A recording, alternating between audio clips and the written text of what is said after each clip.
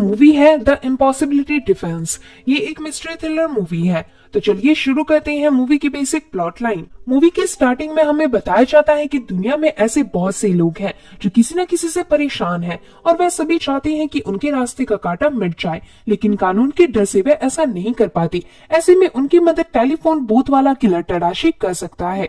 बस किसी इंसान को उस बूथ में अपनी डिटेल्स, जिस आदमी को वो मरवाना चाहता है, उसका नाम और साथ ही मर्डर करवाने का मोटिव लिखकर देना होगा। केवल इतना करने पर वो खतरनाक किलर तडाशी बड़ी सफाई से उस आदमी को मार डालेगा। लेकिन खतरे की बात यह है कि जब भी तडाशी को मर्डर करवाने के पीछे का मोटिव प्योर नहीं लगता तो वो उसको हायर करने वाले को भी मार डालता है। इतना बताकर मूवी लेडी इंस्पेक्टर यामी और उसके नए असिस्टेंट ऑफिसर पर शिफ्ट होती है। ये दोनों इधर शीरो नाम के आदमी से एक लड़के के मर्डर के बारे में पूछताछ करने आई थी, लेकिन शीरो इनकी बातें सुनते ही वहाँ से भाग जाता है। पर फिर भी ये दोनों किसी तरह उसे पकड़ लेते हैं। भागने की वजह से इन्हें पता चल गया था कि शीरो ही उस लेडी का कातिल है, इसलिए यामी शीरो को सीधा अरेस्ट कर लेती है। फिर सीन एक बिजनेसमैन कुजीरा पर शिफ्ट होता है। कुजीरा ने किसी आदमी को काफी सारे पैसे दिए थे और वही पैसे कुजीरा उससे फोन पर मांग रहा था। फिर कॉल एंड होने के जस्ट बाद ही कुजीरा के सामने कोई आदमी आता है। वो आदमी कुजीरा की टेबल पर एक बैग रखता है और थोड़ा सा पानी एक ग्लास में भरकर उस पानी को कुजीरा के फेस पर मारता है, जिससे कुजीरा गुस्से में खड़ा होता है।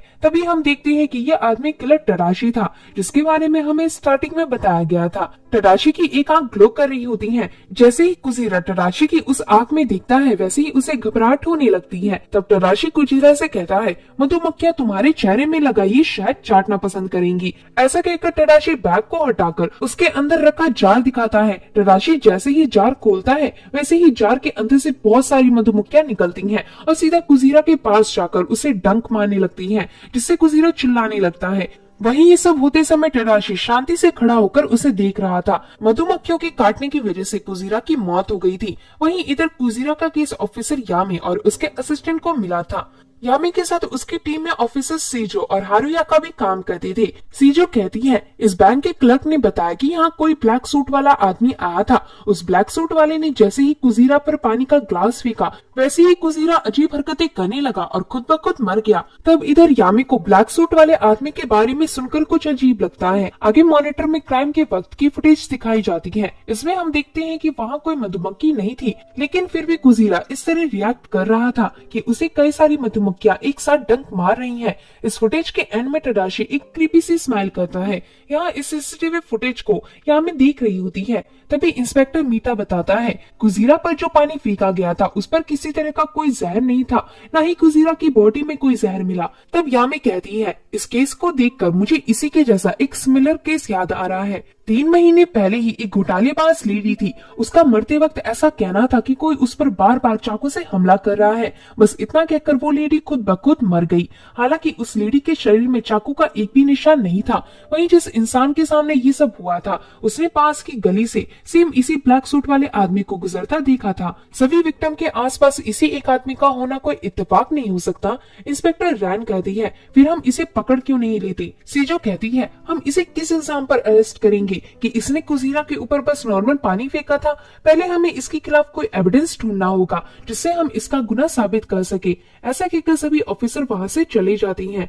तभी वहां यामी के ऑफिस में केनिची नाम का एक आदमी आता है। केनिची कई बार यामी के ऑफिस में उसे फूड डिलीवर करने आता था। आगे यामी और उसका असिस्टेंट केस के बारे में बात कर रहे होते हैं कि उतने में ही वहां केनिची दोबारा आ जाता है। केनिची ये बताने आया था कि वो अपना टिफिन वापस ले जा रहा है। तब यामी कहती है, तुम्हारा खाना बहुत टेस्टी था। इसे सुन केनिची विदा लेता है और वहाँ से चला जाता है। असिस्टेंट कहता है, यह आदमी कौन था? यामी कहती है, जब मैं बाल सुधार गृह यानी जुविलियन डिपार्टमेंट के ऑफिसर थी, तब ये भी उस जेल के बाकी कैदियों में से एक था, लेकिन जेल से छुटने के बाद इसने अपनी जिंदगी बदल दी है और इसलिए इसकी मैंने थोड़ी हेल्प की, जिस कारण आज ये 5 स्टार होटल का हेड शेफ है। तो इसे सुन असिस्टेंट खुश होता है। अगले दिन असिस्टेंट यामी के पास आकर कहता है, मैंने काफी रिसर्च किया और मुझे ऐसा लगता है कि कुजीरा और उस लेडी की मौत का कारण प्लासिबो इफेक्ट है।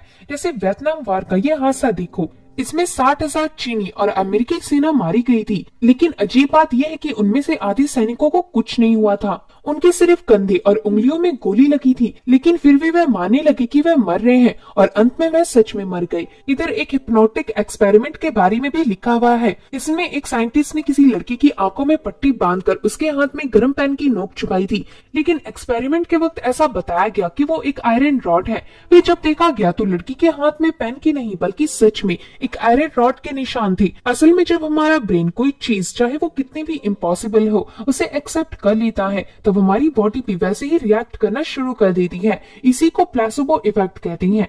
जरूर गुजीरा और उस लेडी के साथ भी ऐसा ही हुआ होगा। किसी ने उनके दिमाग में ये डाल दिया होगा कि उस पर मधुमक्खियों का हमला होने वाला है, या फिर कोई उसे स्टैप कर रहा है। तो असिस्टेंट की इस बात पर ऑफिसर यामी को थोड़ा यकीन आने लगता है, लेकिन उनका कलीग हारुयामा कहता है जब तक हम इस बात को प्रैक्टिकली प्रूफ नहीं कर सकते तब तक ये सारी इन्फॉर्मेशन बेकार है। आगे यामी एक क्राइम सीन में पहुंचती हैं जहां मर्डर हुआ था। इस मर्डर के वक्त भी कुछ लोगों ने उसी ब्लैक सूट वाले आदमी को देखा था।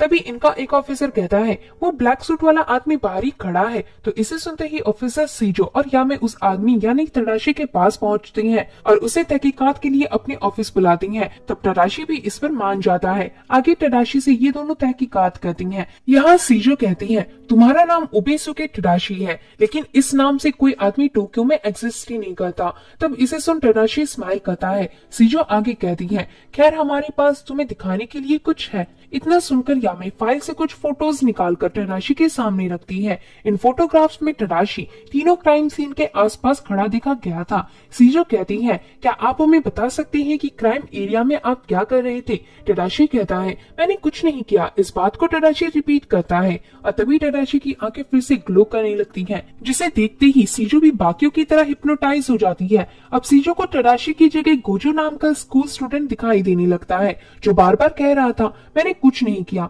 इसे देख सीजो घबराने लगती है, लेकिन जब यामी देखती है तो वहाँ सिर्फ तडाशी होता है, जिसे देखकर सीजो घबरा रही थी। अब तडाशी सीजो से कहता है बाय द वे तुम्हारी कलाई में एक कीड़ा है। इसे सुन सीजो अपनी कलाई की तरफ देखती है और उसे अपनी कलाई में सचमुच का एक कीड़ा रेंगते हुए दिखाई देता है। अब सीजो घबराते हुए अपना हाथ झड़पने लगती है। वही तडाशी कहता है उस कीड़े ने आपको काट लिया, इन्फेक्शन होने से पहले मैं उसका जहर निकालता हूँ। ऐसा बोलकर तडाशी सीजो की कलाई को चाटने लगता है, पर उतने में ही यामी उसे दूर हटाती है। इसके बाद सीजो अचानक से घबराते हुए इन्वेस्टिगेशन रूम से चली जाती है। आगे तडाशी को भी डिपार्टमेंट से रिलीज कर दिया जाता है क्योंकि इसके खिलाफ कोई एविडेंस नहीं थी। तडाशी के जाते ही ऑफिसर यामी सीजो का हाथ देखती है। सीजो के हाथ में किसी तरह का इन्फेक्शन हो गया था जो कि कीड़े के काटने से होता है।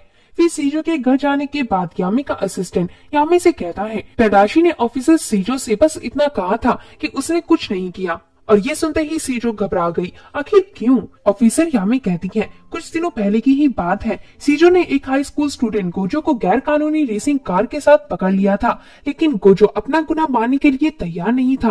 गोजो बार बार कह रहा था कि उसने कुछ नहीं किया है, लेकिन सीजो उसकी बात का विश्वास ना करके उस पर दबाव डाले जा रही थी। फिर उसी रात को गोजो ने कस्टडी में ही सुसाइड कर लिया। मरते वक्त गोजो ने अपनी आखिरी शब्द लिखे थे कि उसने कुछ नहीं किया। पता है गोजो हमारे ही डिपार्टमेंट के इंस्पेक्टर मीटा का बेटा था, लेकिन मीटा ने इस हादसे के बाद भी सीजो पर उसके बेटे की सुसाइड का ब्लेम नहीं डाला। एक फादर के लिए बहुत मुश्किल होता है उसके बेटे की मौत को एक्सेप्ट करना। इतना कहते ही सीन फिर से सीजो पर शिफ्ट होता है, जो बाथरूम में नहा रही थी। तभी अचानक से सीजो को आवाज आती है मैंने कुछ नहीं किया। ये आवाज सीजो की कलाई से आ रही थी। इसे देख सीजो अपनी कलाई में लगी पट्टी उतारती है और वैसे ही उसे अपने इन्फेक्शन के अंदर गोजो का चेहरा दिखाई देता है। इसे देख सीजो घबराकर पास में रखा चाकू उठाती है और उससे अपनी कलाई को काट लेती है, लेकिन इससे सीजो का काफी सारा खून निकलता है और सीजो बाथ टब में ही मर जाती है। अगले दिन सीजो के बाकी कलीग और ऑफिसर यामी उसकी डेड बॉडी देखने आते हैं। यहाँ हमें पता चलता है कि कल रात कुछ नहीं हुआ था, बस सीजो ने अपनी कलाई काट कर खुद की जान ली थी। आगे हम इंस्पेक्टर मीटा को देखते हैं जो तडाशी से मिलता है। असल में मीटा के कहने पर ही तडाशी ने सीजो को हिप्नोटाइज करके मार डाला था। मीटा कहता है मैं शुरुआत से ही सीजो से नफरत करता था। सीजो को काफी कम एज में हमारे प्रोफेशनल ग्रुप में सिलेक्ट कर लिया गया था, इसलिए सीजो सभी को अपने से कम समझती थी। इसी घमंड में सीजो ने मेरे मेरी बेटी पर झूठा इल्जाम लगाया और मैं भी इस पर कुछ नहीं कर पाया। खैर उस मक्कार औरत ने कभी नहीं सोचा होगा कि उसको मरवाने वाला उसी के डिपार्टमेंट का एक कलीग है। टडाशी कहता है वैसे तुम्हारा भी शुजू को मरवाने का मोटिव नेक नहीं था। मीता कहता है किसी को मरवाने का कोई नेक मोटिव नहीं रहता, अगला इंसान उसी को मरवाता है जिसकी कामयाबी से वो सबसे ज्यादा नफरत करता है। टडाशी कहता है ये सब तुम्हें यहाँ नहीं कहना चाहिए था। टडाशी के ऐसा बोलते ही मीटा पीछे मुड़कर देखता है कि वो ये सारी बातें अपने डिपार्टमेंट में सभी ऑफिसर और कलीग के सामने कह रहा था। असल में टडाशी ने मीटा को बगैर बताए हिप्नोटाइज किया हुआ था। इसे देख मीटा घबरा जाता है और वहाँ से भागने की कोशिश करता है, लेकिन सीढ़ियों से भागते वक्त मीटा को सीढ़ियों का भूत दिखाई देता है। इसे देखते ही मीटा को हार्ट अटैक आता है और सीढ़ियों से गिरने की वजह से मीटा की वही मौत हो जाती है। यहाँ ये सब मीटा के कलीग देख लेती हैं। अब मूवी में हम मिन नाम की प्रोस्टिट्यूट को देखती हैं। मिन इधर उसी किलर टडाशी से मिलने आई थी। मिन टडाशी को एक मैगजीन दिखाकर कहती है इस मैगजीन में ये लेडी मेरी सिस्टर लीसा है। बचपन में ही हमारे पेरेंट्स का डिवोर्स हो गया था, जिसके बाद से हम दोनों अलग रहने लगी। मैं मेरे फादर के साथ और लीसा अपनी मॉम के साथ। मेरे फादर का मुझ पर इतना कर्जा आ गया कि मुझे प्रोस्टिट्यूशन का धंधा करना पड़ा। वहीं मेरी बहन लीसा एक पॉपुलर ज्वेलरी डिजाइनर बन गई। मैंने लीसा से लेटर लिखकर उससे कुछ मदद मांगने की कोशिश की, लेकिन उसने मेरे किसी लेटर का रिप्लाई नहीं किया। तब कुछ दिनों बाद मैं लीसा से पर्सनली मिलने उसके शॉप गई, लेकिन वहाँ लीसा ने मुझे देखते हुए भी इग्नोर कर दिया। मुझे पता है कि लीसा की नजरों में मैं एक बहुत घटिया औरत हूँ। लीसा मुझे अपना कुछ नहीं मानती और अब मैं भी नहीं चाहती कि लीसा इस दुनिया में जिंदा रहे। तो इसे सुनते ही टडाशी अपनी वही क्रीपी सी स्माइल करता है। आगे हम लीसा को उसके शॉप से निकलता देखती हैं। तभी फिर लीसा जैसे ही पार्किंग लॉट में आती है वैसे ही उसके पास टडाशी आता है। यहाँ टडाशी बाकियों की तरह ही लीसा को भी हिप्नोटाइज करने की कोशिश करता है, जिसे देख लीसा घबराकर अपनी गाड़ी में बैठ जाती है और उस जगह से काफी दूर निकल जाती है। इधर रास्ते में लीसा रियलाइज करती है कि उसका ब्रेक काम नहीं कर रहा। वहीं सामने से एक औरत अपने बच्चे के साथ गुजर रही थी। उन्हें बचाने के चक्कर में लीसा की गाड़ी का ट्रक से एक्सीडेंट हो जाता है। आगे टीवी में एक न्यूज रिपोर्टर बताती है टोक्यो के एक इलाके में बहुत बड़ा ब्लास्ट हुआ है। वहाँ 2 लड़कियां वीडियो बना रही थी और ठीक उनके पीछे ही ये बड़ा सा बॉम्ब ब्लास्ट हो गया। इस खबर को टीवी में ऑफिसर यामे देख लेती है। आगे टडाशी बीच रास्ते में यामे से मिलता है और उसे हिप्नोटाइज करके उस पर टॉय वाला चाकू मारता है, लेकिन इस चाकू से यामे को कुछ नहीं होता। ये चाकू यामे के लिए सिर्फ वैसा ही एक टॉय था। इसे देख टडाशी कहता है तुम पर मेरा हिप्नोटिज्म काम नहीं करेगा। मैं ये बात तभी समझ गया था जब मैं तुम्हारे इन्वेस्टिगेशन रूम में था। असल में वहाँ मैंने तुम दोनों को एक साथ हिप्नोटाइज करने की कोशिश की थी, लेकिन तुम्हें कुछ नहीं हुआ। असल में दुनिया में सिर्फ कुछ चुनिंदा लोग हैं जिन पर मेरा हिप्नोटिज्म काम नहीं करता और सिर्फ उन्हीं लोगों के अंदर मेरा सामना करके मुझे मारने की एबिलिटी है। यामे कहती है तुम लोगों को क्यों मारते हो? टडाशी कहता है मैं किसी को नहीं मारता, मैं बस एक अंधेरे की तरह हूँ। जो लोग अंधेरे की तरफ बढ़ना चाहते हैं मैं उनकी मदद करता हूँ और कुछ नहीं। यामे कहती है तुम कोई भी हो, लेकिन मैं लोगों को तुमसे बचाने की पूरी कोशिश करूंगी। टडाशी कहता है उसका बस एक रास्ता है, तुम्हें मुझे मारना होगा, क्योंकि जब तक मैं जिंदा हूँ मौत का सिलसिला आसानी से नहीं थमेगा। ये रहा मेरा एड्रेस, जब भी तुम्हारा इरादा करे मुझे खत्म करने का तो यहाँ आ जाना। ऐसा बोलकर टडाशी वहाँ से चला जाता है। अगली सुबह पता लगता है कि लीसा उस हादसे में सरवाइव कर गई थी। यहाँ यामे लीसा से कहती है क्या आपने एक्सीडेंट से पहले इस आदमी को देखा था? ये तस्वीर टडाशी की होती है। तब लीसा इसे देख हाँ करती है। अब यामे और उसका असिस्टेंट दूसरे कमरे में जाती है। यहाँ यामे यही सोच रही थी कि अगर टडाशी को किसी ने लीसा को मारने का कॉन्ट्रैक्ट दिया था तो इस बार टडाशी कैसे चूक गया? जरूर दाल में कुछ काला है। दूसरी तरफ कमरे में लीसा खाना खा रही होती है कि तभी उसे अपने सामने टडाशी दिखता है। टडाशी अपने हाथ में जहर की बोतल दिखाता है। इसे देखने के बाद जैसे ही लीसा अपने खाने की तरफ देखती है तो उसे पूरा खाना खराब लगने लगता है। लीसा खाने को साइड फेंक कर जोर जोर से चिल्लाने लगती है। लीसा की आवाज सुनकर वहाँ यामे और उसका असिस्टेंट पहुँचती है। लीसा इन्हें बताती है कि टडाशी कॉरिडोर की तरफ गया है, तो ये दोनों भागते हुए कॉरिडोर की तरफ जाने लगती है। वहीं दूसरी तरफ लीसा पागलों जैसा बर्ताव करके अपने हस्बैंड और नर्स को जाने कहती है। असल में लीसा का हस्बैंड इसी हॉस्पिटल में डॉक्टर था। अपने डॉक्टर हस्बैंड और नर्स के वहाँ से जाने का तरीका देखकर लीसा को लगता है कि उन दोनों का अफेयर चल रहा है और उसका हस्बैंड जल्द से जल्द उसे मार डालेगा। फिर हम यामे को एक कमरे में देखती हैं। यामे इधर टडाशी को ढूंढते हुए आई थी। टडाशी यामे से बार बार कह रहा था कि ये सब खत्म करने का बस एक तरीका है, मुझे मार डालो। दूसरी तरफ लीसा हॉस्पिटल रूम से बाहर आती है। इधर लीसा को उसका हस्बैंड नर्स के साथ किस करते हुए दिखता है। बस ये देखते ही लीसा का दिमाग घूम जाता है और लिसा एक कैंची उठाकर उससे अपने हस्बैंड को मार डालती है। वहीं डॉक्टर के चिल्लाने की आवाज सुनकर यामी तेजी से वहां आती है, लेकिन अब तक लिसा ने डॉक्टर यानी अपने हस्बैंड को मार डाला था। आगे हॉस्पिटल में हुए हादसे के बारे में लिसा की बहन मिन को पता चलता है। इधर इस खबर को सुनकर मिन बहुत खुश होती है। फिर हम सिस्टर को कैफे में देखते हैं। यहाँ एक आदमी अपनी गर्लफ्रेंड को मारकर उस पर गुस्सा उतार रहा था। इसे देख असिस्टेंट उस आदमी के पास जाता है और उसे समझाने की कोशिश करता है, लेकिन ना समझने पर असिस्टेंट को सख्ती बरतनी पड़ती है। इसी दौरान उस कैफे के पास कोई अनजान आदमी एक थैला रखकर चला जाता है। इस थैले के अंदर बॉम्ब था। बॉम्ब के फटने से ये तीनों यहीं ब्लास्ट हो जाती हैं। अब सीन मिन पर शिफ्ट होता है, जिसे उसके घर लौटते ही एक लेटर मिलता है। आगे जब मिन इस लेटर को खोलकर देखती है तो इसमें लिखा हुआ था, तुम्हारे सभी लेटर्स के लिए शुक्रिया, बट मैं कुछ रीजंस की वजह से तुम्हारी उन लेटर्स का टाइम पर रिप्लाई नहीं कर पाई, और उस दिन जब तुम मेरी शॉप में आई थी तो मुझे पता था कि ये तुम ही हो, लेकिन फिर भी मैं वहां से भाग गई। दरअसल तुम्हें इतने सालों बाद देखकर मैं तुम्हें एक्सेप्ट नहीं कर पा रही थी। मेरे दिमाग इसके लिए प्रिपेयर नहीं था। मैं जानती हूँ कि तुम्हारा अभी का जॉब अच्छा नहीं है, इसलिए तुम मेरे साथ आकर काम कर सकती हो। तो यहाँ ये लेटर पढ़कर मिन को अपनी गलती का एहसास होता है और इसलिए मिन फांसी से लटक कर सुसाइड कर लेती है। अगली सुबह ऑफिसर यामे हॉस्पिटल जाकर अपने असिस्टेंट को देखती है। यामे का असिस्टेंट बॉम्ब ब्लास्ट की वजह से पूरी तरह से घायल हो चुका था। असिस्टेंट को देखने के बाद यामे लिसा के रूम में जाती है और उसे बताती है कि तुम्हारी सिस्टर मिन ने कल रात ही सुसाइड कर लिया है। सुसाइड वाली रात को मिन ने तुम्हारे लिए ये वॉइस मैसेज छोड़ा था। इस मैसेज में मिन कह रही थी, मुझे माफ कर देना लिसा, असल में मैं तुमसे बहुत नफरत करती थी, तुम्हारी हर खुशियां छीनना चाहती थी, इसलिए मैंने तराशी को तुम्हारे फियांसे को मारने का कॉन्ट्रैक्ट दिया और आखिर में उसने मेरा काम कर दिया। तो इस मैसेज को सुनने के बाद लिसा की हालत और खराब हो जाती है और फिलहाल उसे जेल की जगह हॉस्पिटल के दूसरे कमरे में आराम करने भेजा जाता है। उसी कमरे के बाहर यामे अपने नए असिस्टेंट किमुरा से बात कर रही थी। किमुरा कहता है तडाशी को अरेस्ट करवाना नामुमकिन है। यामे कहती है फिर हमारे पास सिर्फ उसे मारने का ऑप्शन बचता है, क्या मुझे सच में उसे मार डालना चाहिए?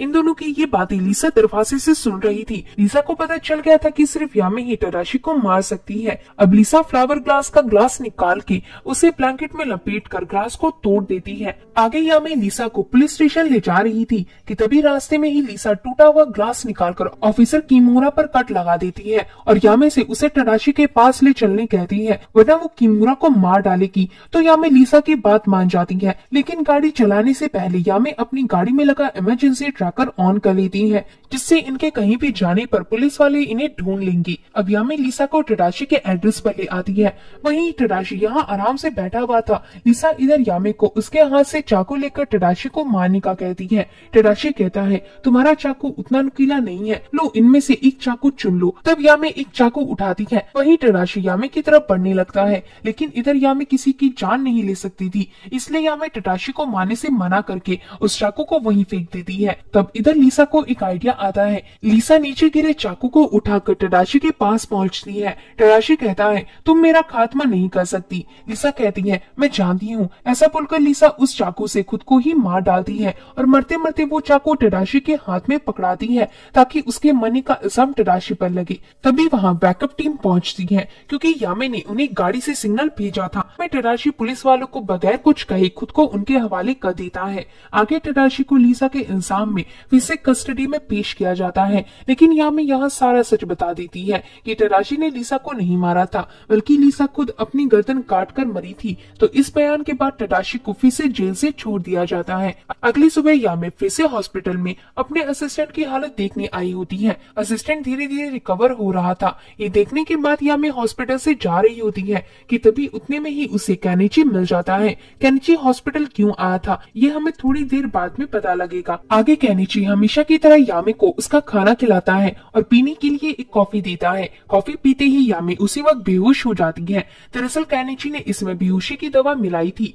अब केनिची यामे को व्हील चेयर में बिठाता है और कोई बैग रखकर उस हॉस्पिटल से चला जाता है। आगे जब यामे की आंखें खुलती है तो वो अपने सामने केनिची को देखती है। केनिची कहता है तुम्हारा एक स्टेप और लेने पर मैं कई लोगों को मार डालूंगा। यामे कहती है ये सब झूठ है। केनिची कहता है यही सच है। मुझे लोगों का भरोसा, उनका विश्वास तोड़ने में बहुत मजा आता है। जब मैं जेल से रिहा हो रहा था तो मैंने तुम्हारी आंखों में मेरे लिए होप देखी थी। तुम्हें उम्मीद थी कि मैं एक बहुत नेक इंसान बनूंगा, इसलिए मैं तुम्हारे सामने अच्छा आदमी बनने का नाटक कर रहा था, लेकिन मुझे तब से इस दिन का इंतजार था। आज तुम्हें मेरी असलियत पता चल रही होगी। अब जरा इन मोबाइल फोन्स की तरफ देखो।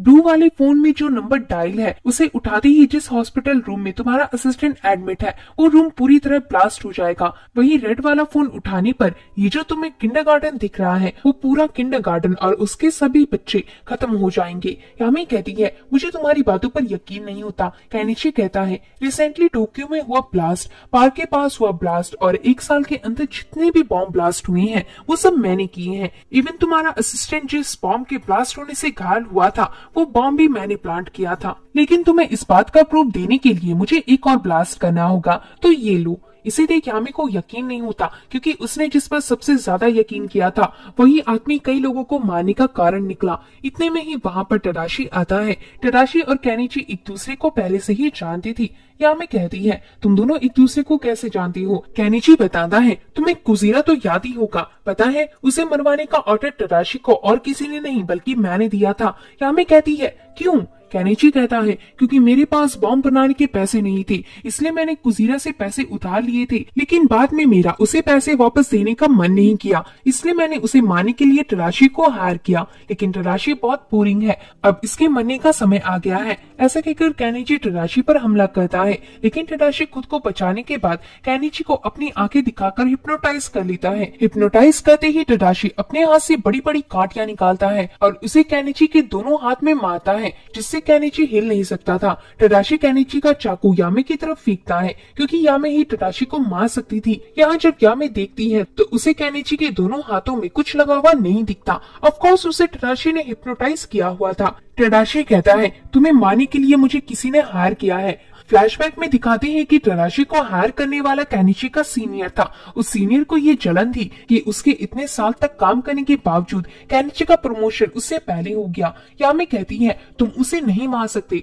टडाशी कहता है यही मेरा काम है, अगर तुम्हें मुझे रोकना है तो पहले मेरा मर्डर करना होगा। इसे सुन यामी जमीन में रखा वो चाकू उठाती है और उससे टडाशी को स्टैब करती है। टडाशी के स्टैब होते ही केनिची पर टडाशी का हिप्नोटिज्म काम नहीं करता और टडाशी वापस से नॉर्मल हो जाता है। टडाशी के नॉर्मल होते ही यामी उसे मारकर उसके हाथ में हैंडकफ लगा देती है और उसका फोन लेकर उसे नीचे पटक देती है। वहीं वह तो ब्लू और रेड मोबाइल फोन्स भी तोड़ देती है। लेकिन केनिची कहता है इस सबसे कुछ नहीं होने वाला, वह दोनों बॉम्ब्स 10 मिनट में ऑटोमेटिकली फट जाएंगे। यामी कहती है इतना समय सबको रेस्क्यू करने के लिए काफी है। ऐसा बोलकर यामी वहाँ से निकल जाती है। इधर यामी ने पाइप्स के बीचों बीच हैंडकफ्स लगाकर गलती कर दी थी।